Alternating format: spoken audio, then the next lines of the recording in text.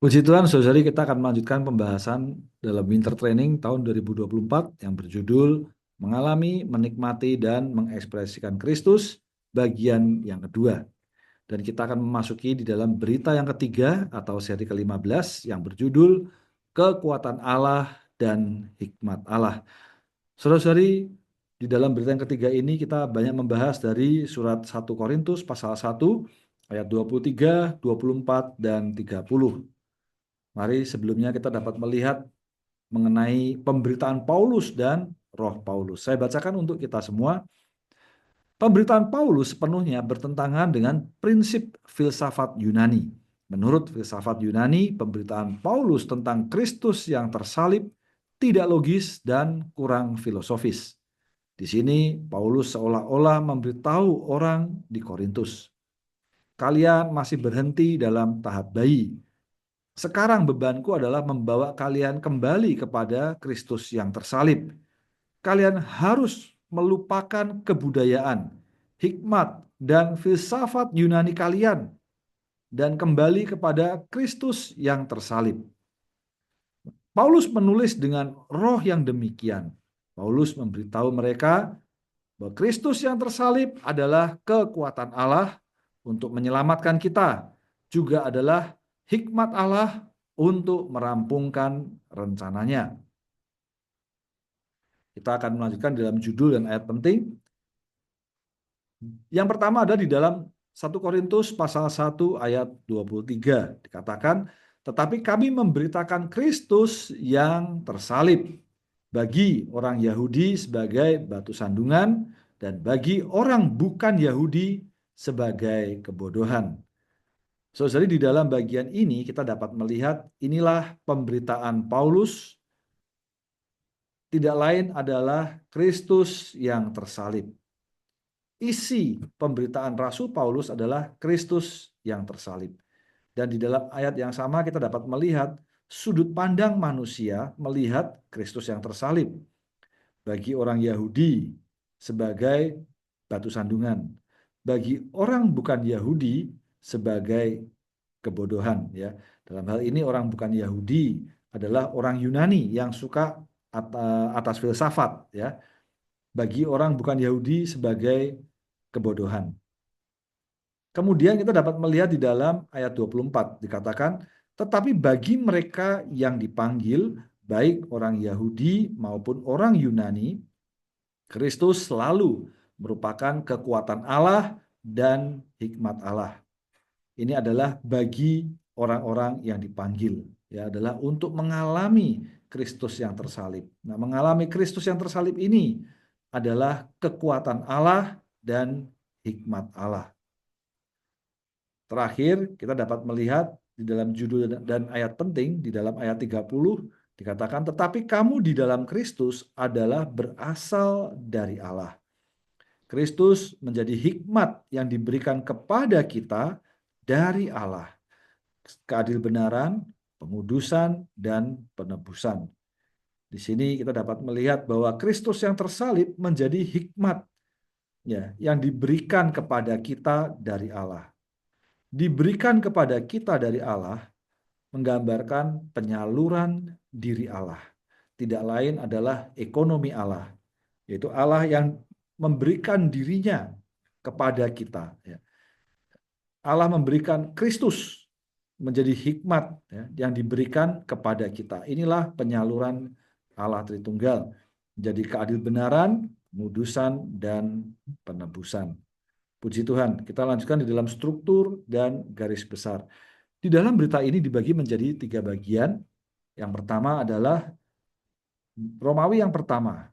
Dikatakan, tetapi kami memberitakan Kristus yang tersalib bagi orang Yahudi sebagai batu sandungan dan bagi orang bukan Yahudi sebagai kebodohan. Kapital A, kita dapat melihat inilah pemberitaan Rasul Paulus, yaitu adalah Kristus yang tersalibkan. Kemudian kapital B sampai dengan C membahas mengenai sudut pandang manusia dalam melihat Kristus yang tersalib.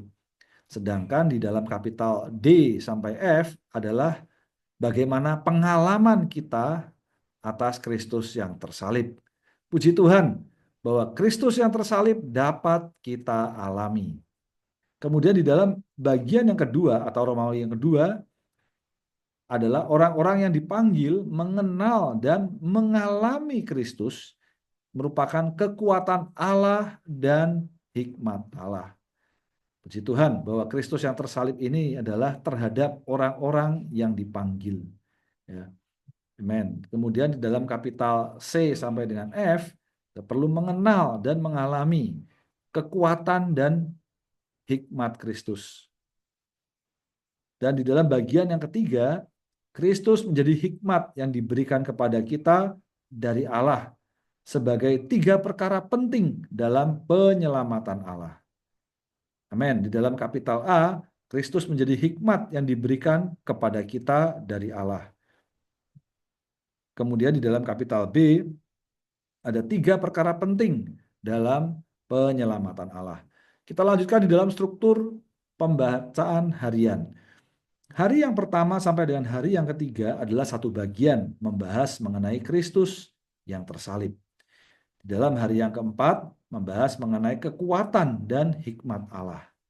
Kemudian di dalam hari yang kelima dan keenam juga adalah satu bagian yang lain membahas mengenai hikmat yang diberikan kepada kita dari Allah.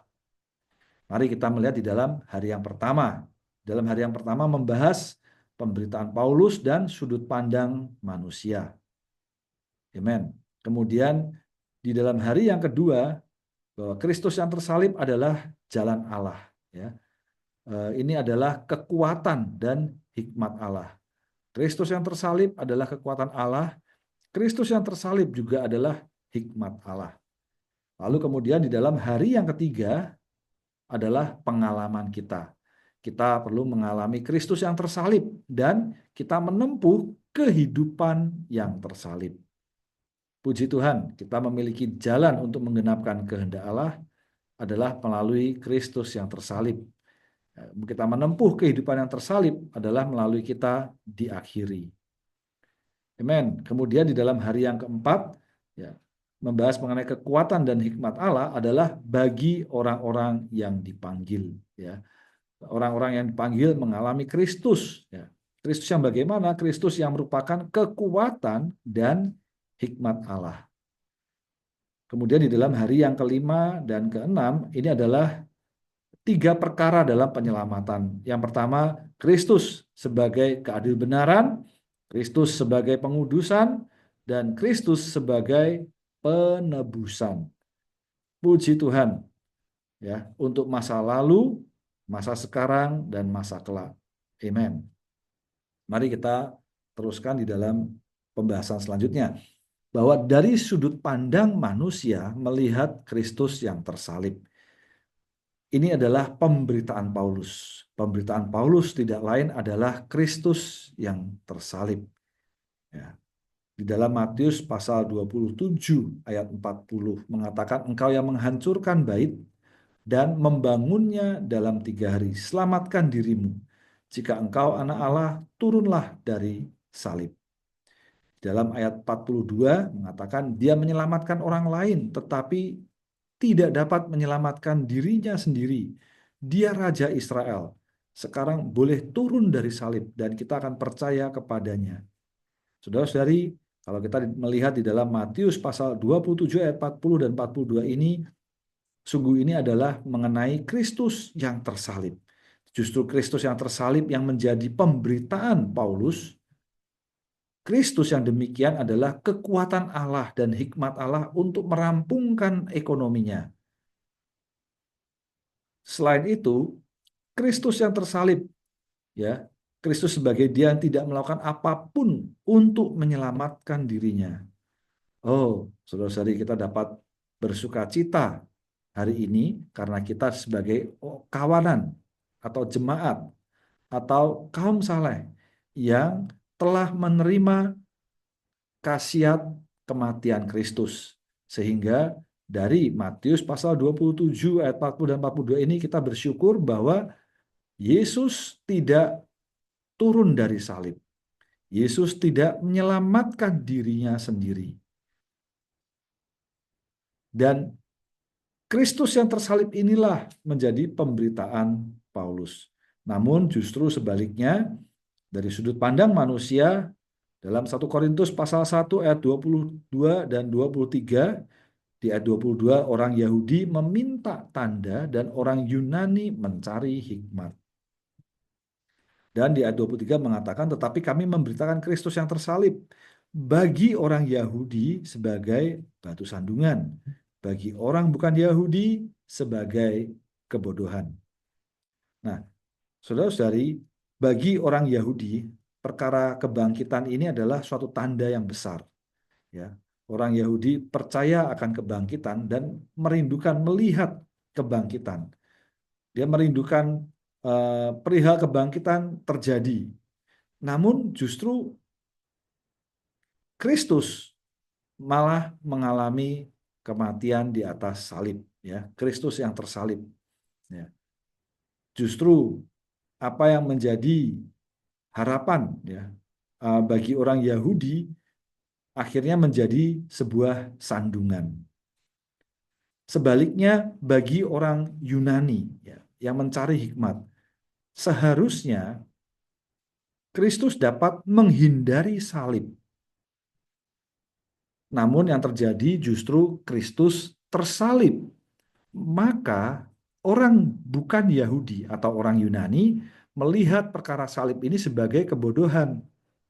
Mengapa sebagai kebodohan? Karena justru mengalami salib yang mendatangkan kematian. Kalau dia tidak bodoh, artinya dia dapat menghindar dari salib. Kalau dia tidak bodoh, artinya berhikmat, dia menghindar dari salib. Tetapi justru pemberitaan Paulus berkebalikan dengan sudut pandang manusia. Puji Tuhan, kita dapat melihat bahwa seorang yang memiliki kekuatan tidak akan membiarkan dirinya disalibkan. Ya. Jika disalibkan, dia akan dianggap tidak berdaya. Seorang yang memiliki hikmat akan berusaha untuk menghindari penyalipan, akan tetapi Kristus adalah hikmat Allah dan disalibkan. Itulah sebabnya sudut pandang manusia berlawanan dengan pemberitaan Paulus. Selanjutnya kita dapat melihat sudut pandang manusia dan jalan Allah. Saya bacakan, orang Yahudi meminta tanda dan orang Yunani mencari hikmat. Tanda membicarakan kekuatan Allah, hikmat membicarakan jalan. Kristus adalah kekuatan kita, juga adalah jalan kita. Dia adalah jalan kita untuk diselamatkan, adalah jalan kita untuk beroleh kemenangan, juga adalah jalan kita untuk beroleh penebusan. Untuk menyelesaikan masalah di antara manusia, jalan yang paling baik adalah pengakhiran diri setiap orang yang terkait. Akan tetapi jalan manusia menyelesaikan masalah adalah dengan berunding. Prinsip Allah justru sebaliknya, bukan perundingan, melainkan pengakhiran. Saudara-saudari, di dalam perkara ini kita dapat melihat bahwa jalan Allah adalah untuk mengakhiri manusia lama kita. Manusia yang telah usang ini hanya ada satu jalan, yaitu diakhiri melalui salib. Tetapi jalan manusia adalah menghindari salib, ya, dengan melakukan perundingan, ya, bernegosiasi, sehingga hasilnya melalui negosiasi atau perundingan ini justru menghindar dari salib. Semoga dari hal ini kita nampak bahwa jalan yang paling baik adalah pengakhiran setiap orang yang terkait, ya. Jadi setiap orang di dalam kehidupan gereja, jalan yang paling baik adalah diakhiri. Masing-masing orang mengalami pengakhiran. Puji Tuhan atas jalan Allah. Selanjutnya kita dapat melihat Kristus yang tersalib adalah kekuatan Allah dan hikmat Allah. Ya.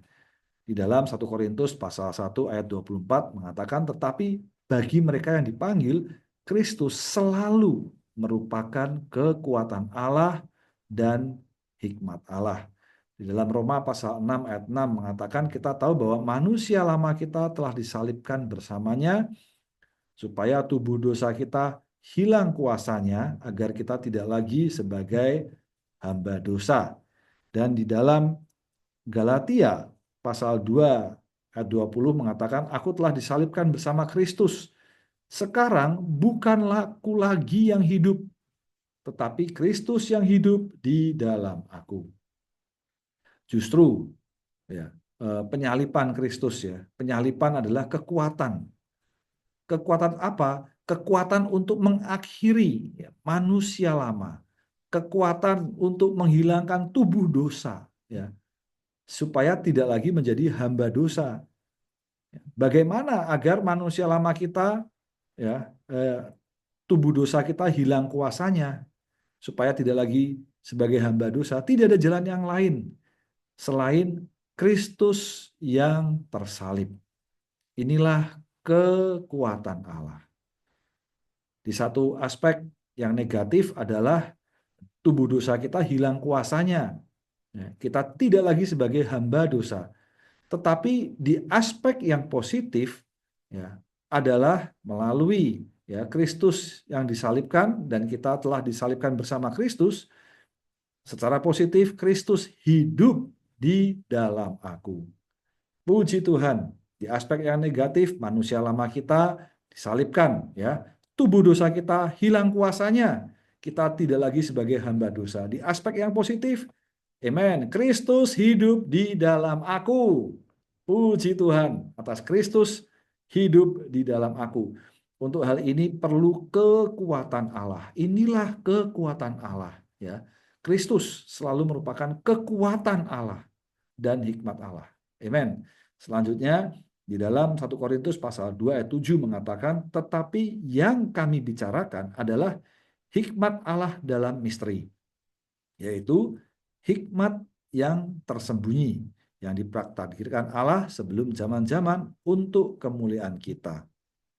Saudari, untuk merampungkan apapun kita memerlukan Kristus sebagai kekuatan dan hikmat. Di sini kita dapat melihat perkara hikmat adalah untuk merencanakan dan menetapkan. Sedangkan kekuatan adalah untuk pelaksanaan, untuk merampungkan apa yang telah direncanakan dan ditetapkan. Ketika kita mengalami Kristus yang tersalib, dia tidak hanya menjadi kekuatan Allah, tetapi juga menjadi hikmat Allah bagi kita. Puji Tuhan. Nah, kita dapat melihat bagaimana memiliki kekuatan yang dapat membinasakan Satan maupun mengalahkan dunia. Saya bacakan. Dalam salib Kristus kita melihat kekuatan Allah.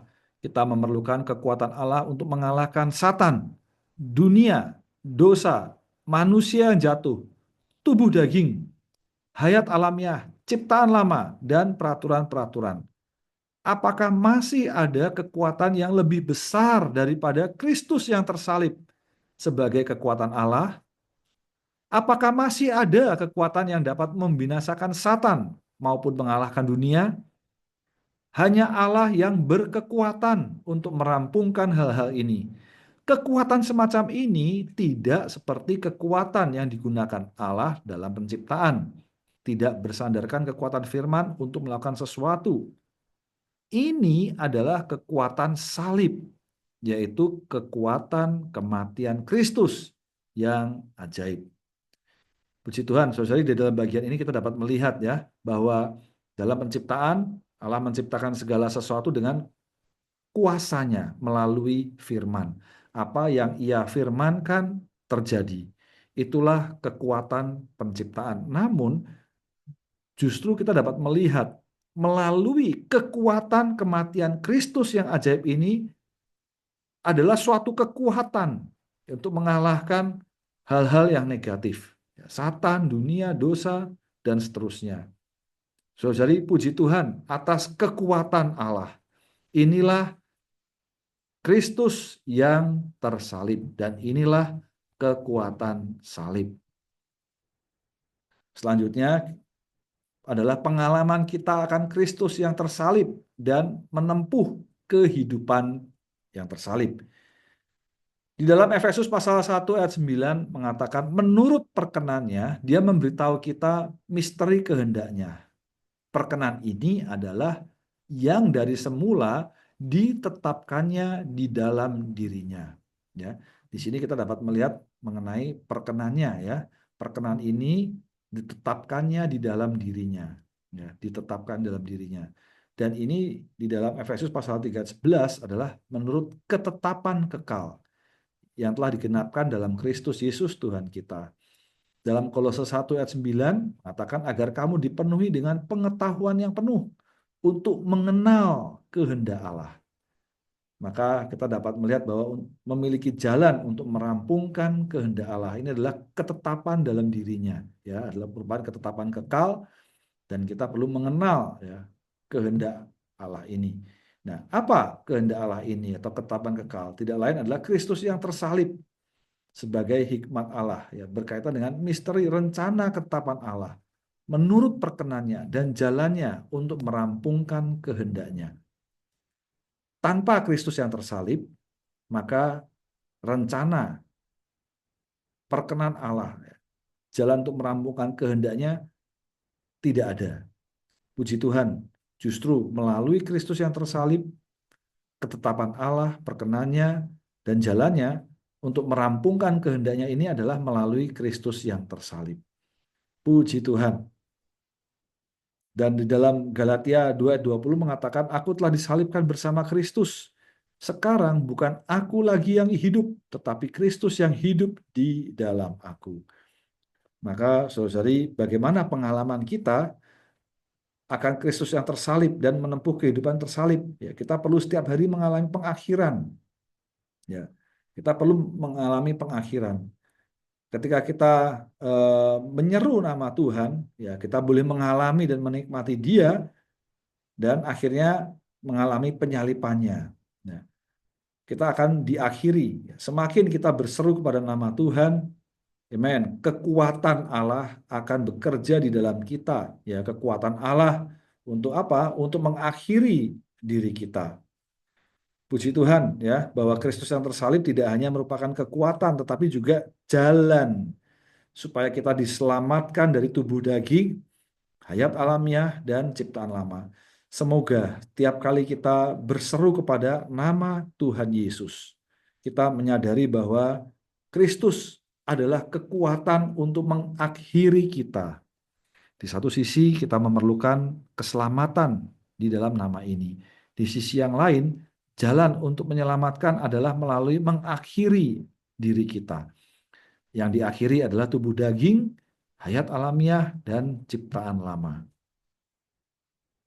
Bagaimana memiliki hikmat untuk melakukan kehendak Allah? Saya bacakan, saudara ya. Karena kita memiliki Kristus yang tersalib sebagai hikmat Allah, kita tidak perlu mencari suatu jalan untuk merampungkan kehendak Allah.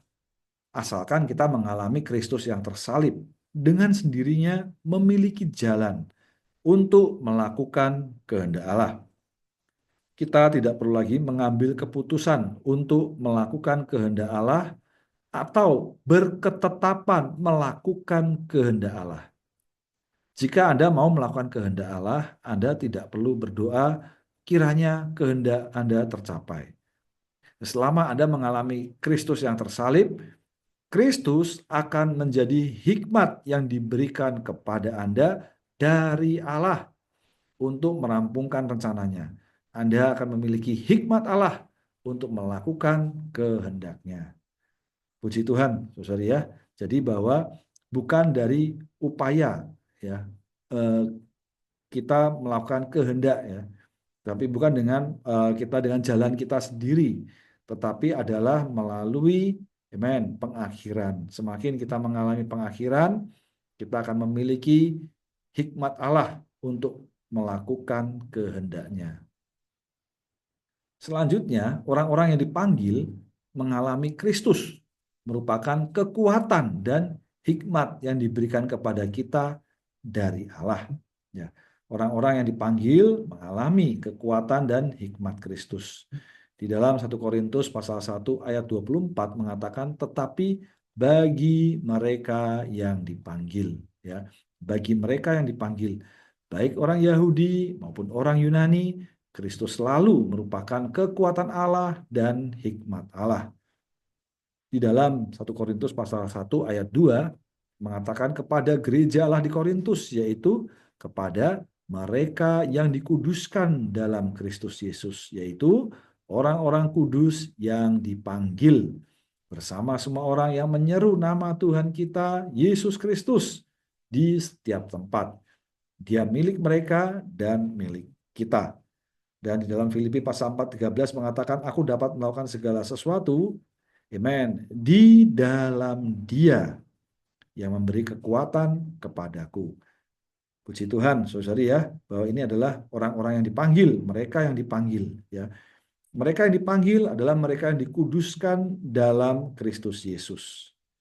Amen, ya. Hanya di dalam Dia, amen, di dalam Kristus, ya, menjadi kekuatan kepada kita. Amen.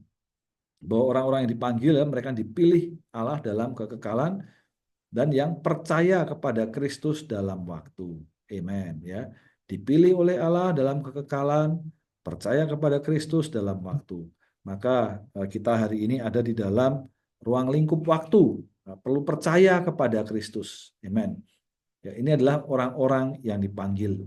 Untuk apa? Untuk mengalami kekuatan Allah, ya. Kristus selalu merupakan kekuatan Allah dan hikmat Allah. Ya, kekuatan Allah untuk merampungkan kehendaknya, dia menjadi hikmat kita saat ini dan real yang terus-menerus mengalir kepada kita dari Allah. Kemudian Kristus menjadi hikmat yang diberikan kepada kita dari Allah. Di dalam 1 Korintus 1:30 mengatakan, tetapi kamu di dalam Kristus adalah berasal dari Allah. Kristus menjadi hikmat yang diberikan kepada kita dari Allah. Nah, saudara-saudari, kita perlu sedikit memperhatikan bagian ini ya, bahwa Kristus menjadi hikmat yang diberikan kepada kita dari Allah. Ya, di sini kita perlu memperhatikan bagian ini ya, yang diberikan kepada kita dari Allah. Ini adalah menggambarkan suatu transmisi ya, satu penyaluran yang terus-menerus berlangsung saat ini ya. Bagaimana Kristus menjadi hikmat diberikan kepada kita dari Allah. Amen, ya. Ada transmisi Kristus sebagai hikmat yang diberikan kepada kita dari Allah sebagai pengalaman kita setiap hari. Puji Tuhan. Ini boleh menjadi pengalaman real kita hari ini. Selanjutnya, bahwa Kristus menjadi hikmat yang diberikan kepada kita dari Allah sebagai 3 perkara penting dalam penyelamatan Allah. Dia sebagai keadil benaran, dia menguduskan kita ya, sebagai penebusan. Keadil benaran, pengudusan, penebusan. Nah, dia sebagai keadil benaran ya, di masa lampau, puji Tuhan ya, dia sebagai keadil benaran ya, dia telah dibenarkan Allah di dalam Roh. Dalam Roma pasal 5 ayat 18 mengatakan melalui satu perbuatan adil benar membawa semua orang kepada pembenaran hayat. Kapan ini dikerjakan? Ya, melalui amen, Kristus ya sebagai adil benar. Ya, dia membawa semua orang kepada pembenaran hayat. Puji Tuhan, dan ini ada di dalam Roh ya. Dan kita boleh mengalami pengudusan di masa kini ya. Masa kini berangsur-angsur ya, kita diubah dalam jiwa kita. Ya, ini prosesnya terjadi di dalam jiwa. Di dalam Roma 6 ayat 22 mengatakan kamu memiliki buah yang membawa kepada pengudusan dan kesudahannya adalah hayat yang kekal. Amen. Ya, memiliki buah yang membawa kepada pengudusan. Pengudusan ya, berangsur-angsur diubah dalam jiwa kita. Amen. Kemudian juga ada penebusan ya, masa kelak ya. Penebusan ini adalah penebusan tubuh kita ya, terjadi pada tubuh kita. Roma pasal 8 ayat 23 mengatakan menanti-nantikan keputraan ya, yaitu penebusan tubuh kita. Ini akan terjadi kelak ya. Amen ya. Tubuh kita mengalami pengubahan ya. Puji Tuhan atas keadilan benaran, pengudusan dan penebusan. Terakhir, penutup, bahwa kita tidak melakukan apapun untuk menolong diri sendiri dan sebaliknya menempuh kehidupan yang tersalib. Ya, kita tidak melakukan apapun untuk menyelamatkan diri sendiri, tapi kita boleh mengalami penguatan penyelamatan. Ya, amin. Kita menempuh kehidupan yang tersalib, yaitu merampungkan kehendak Allah. Dan Kristus diberikan kepada kita dari Allah sebagai pengalaman kita setiap hari. Puji Tuhan bahwa Kristus yang tersalib adalah kekuatan Allah dan hikmat Allah. Puji Tuhan, mulia bagi Tuhan. Amin.